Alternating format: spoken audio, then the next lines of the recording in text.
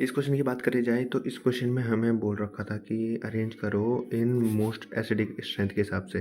सो अगर हम ध्यान से देखेंगे इस कंपाउंड को तो हमारे पास HC HD और HB और HA में हमें कंपेयर करना है।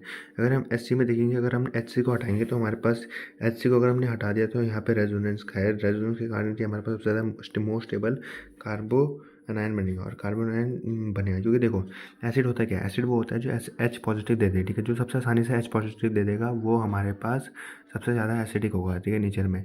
और जो सबसे आसानी से H दे देगा इसका मतलब वो उतना स्टेबल बनेगा, और जितना अगर स्टेबल कॉन्जुगेट बेस बनेगा उतना अच्छा एसिड होगा। कहने का मतलब ये है।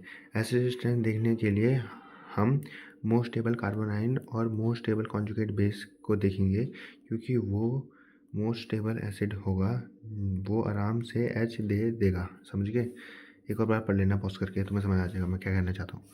नीचे की बात करें तो हम सबसे ज़्यादा तो ये होगा क्योंकि यहाँ पे रेजोनेंस है। अब अगर हम बात करें HD HB और HE में, तो HD कम स्टेबल होगा ड्यू टू, अगर हम यहाँ पे नेगेटिव, अगर हम इसको हटाएंगे तो यहाँ पे नेगेटिव बनेगा, लेकिन ये हमारे पास -I की तरफ काम करेगा। ये अपनी तरफ खींचेगा, इसको अपनी तरफ खींचेगा तो ये स्टेबल हो जाएगा, ठीक है।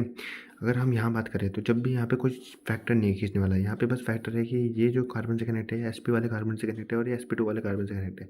जब भी हम यहाँ पे देखते हैं ऐसे चीज़ में तो हमारे पास SP वाला हमेशा ज़्यादा स्टेबल होता है बेस, फिर SP2 फिर SP3 ये चलता है। SP वाले में अगर हमारे पास I नेगेटिव लगाया है तो वो मोस्ट स्टेबल कॉन्जुगेट बेस होगा, फिर हमारे पास ये होगा SP2 वाला, फिर SP3 वाला होगा। तो यहाँ पे अगर ये केसेस लगेगा तो हमारे पास जो फाइनल आंसर आएगा वो आएगा HC HD HB और HA। आई होप तुम्हें समझ आ गया हो। हालांकि ये क्वेश्चन थोड़ा समझने में मुश्किल है, मैं मानता हूँ, बट अगर तुम दोबारा से देखोगे तो तुम्हें समझ आ जाएगा मैं क्या कहना चाहता हूँ, ठीक है। SP वाला कार्बन मोस्ट स्टेबल कार्बोकनाइन होता है एज़ कम्पेयर टू SP2 है, ठीक है। तो ऐसे में हमारे पास स्टेबिलिटी ऑफ कार्बोकनाइन बच जाती है, और जितना ज़्यादा स्टेबल कार्बोनाइन होगा उसका मतलब वो उतनी आसानी से H पॉजिटिव दे देगा, और जितनी आसानी से H पॉजिटिव दे देगा मतलब वो इतना अच्छा एसिडिक नेचर होगा उस कंपाउंड, उस एलिमेंट का, मतलब उस जगह का। ठीक है, समझ गए होंगे आई होप दिस क्वेश्चन।